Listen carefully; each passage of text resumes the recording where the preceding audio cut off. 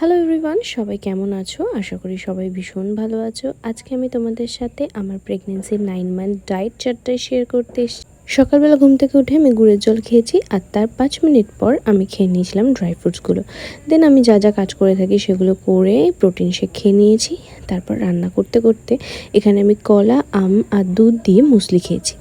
তারপর আমি রান্না করছিলাম, রান্না করতে করতে এখানে আমি আবার একটা ডাবের জল খেয়ে নিলাম, কারণ এখন প্রচণ্ড গরম পড়েছে, তাই তোমাদের কিন্তু হাইড্রেট থাকতেই হবে। আর লাঞ্চের জন্য যেদিন আমি যেটা বানাই সেটাই খেয়ে থাকি। তো আজকে বানিয়েছিলাম চিকেন, আর রাতের জন্য বানিয়েছিলাম কিন্তু চিলি চিকেন। তো দুপুরবেলা আমি ভাতটা এখানে চিকেন দিয়েই খেয়ে নিচ্ছিলাম।